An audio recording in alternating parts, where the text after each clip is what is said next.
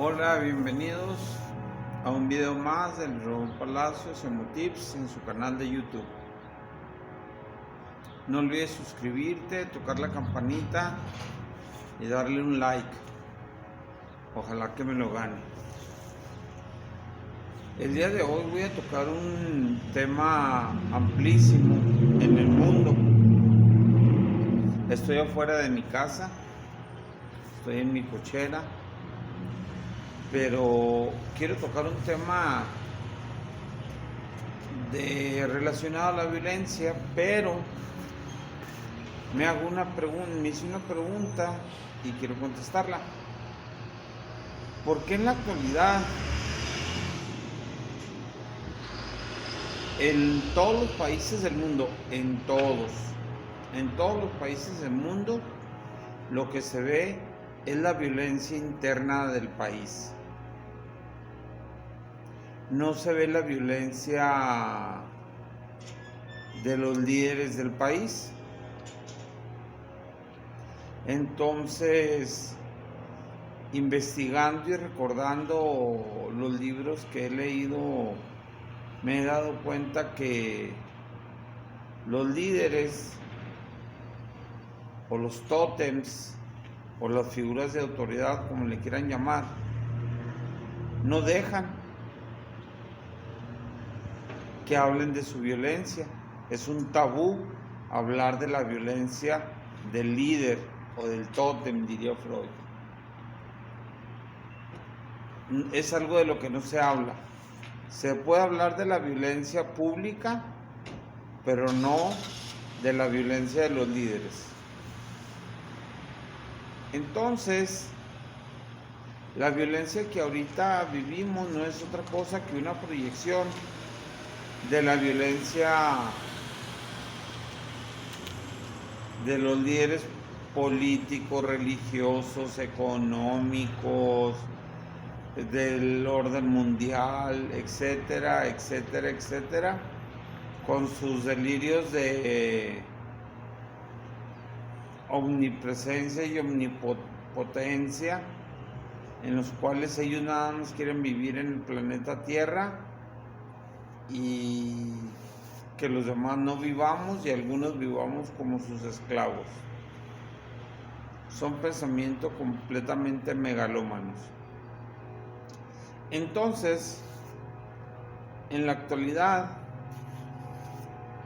pues simple y sencillamente es imposible hablar de violencia de López Obrador, de la violencia del ministro indio o de la India, hablar de la violencia de la familia del presidente de Estados Unidos con su hijo con una enfermedad de adicción que lo ha metido en muchos problemas, con la Rusia, con Ucrania, negocios turbios que ha tenido y que ningún medio de comunicación habla de ello. Incluso no sé si el YouTube vaya a cancelar esto, pero son ejemplos, nada más lo estoy dando como ejemplos. No hablan de la violencia de Vladimir Putin, no hablan de la violencia de Zelensky, no hablan de la violencia de Bolsonaro, no hablan de la violencia de Lula, no hablan de la violencia del Perú, o sea, no hablan de la violencia de los líderes, porque los líderes es una paradoja y es una paradoja falsa. Las personas creen que los líderes no se equivocan y sí se equivocan. Son seres humanos y se equivocan igual que tú, igual que yo. Tiene instintos de Eros y de Tánatos igual que tú, igual que yo. Tan se equivocan que viven de la política, viven de la iglesia, viven de la religión, viven de los diezmos, viven de la economía de los demás, etcétera, etcétera, etcétera.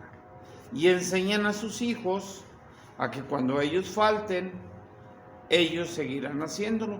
Por eso hay familias de médicos, hay familias de políticos, hay familias de pastores, etcétera, etcétera, etcétera. Familia de católicos, de sacerdotes, etcétera. Entonces, al no poder enfrentar y al estar prohibido, al ser un tabú, decirle a mi líder o a mis líderes, oye, te estás equivocando, oye, se está haciendo violento, pues simple y sencillamente nos peleamos como perros y gatos entre los mismos integrantes de la sociedad. Pero los líderes, ellos nunca van a ser cuestionados. Y eso está mal. Porque en Suecia, en Dinamarca, un líder que no hace su trabajo, como en Inglaterra, un líder que no hace su trabajo, vámonos, lo corren, pero porque ellos tienen una democracia directa. Nuestra democracia es participativa, pero pudiéramos hacer un referéndum, un plebiscito, para que los poderes emanen del pueblo y obedezcan al pueblo, y sea el pueblo, no representado, el pueblo, quien toma las decisiones, porque solamente es el pueblo el que necesita conocer las necesidades de todos los distritos federales, de todos los distritos electorales que hay en el país. Solamente los integrantes de los electores del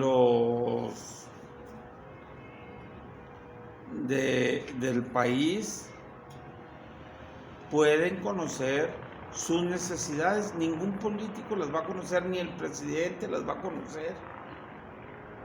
Ahí está con su dichoso avión. Sí, ahí está con sus dichosos planes, programas del bienestar. Mis hijas nunca tuvieron un programa de bienestar, una beca de bienestar. Mi hija de 13 años no tiene una beca de bienestar. Es un secreto a voces que los mismos trabajadores o servidores de la nación, como les llama él, siervos de la nación o servidores de la nación, son unos rateros. No existe otro adjetivo. Son rateros y se roban y venden, ¿verdad? Todo eso. Sin más, quedo de ustedes y espero que les sirva.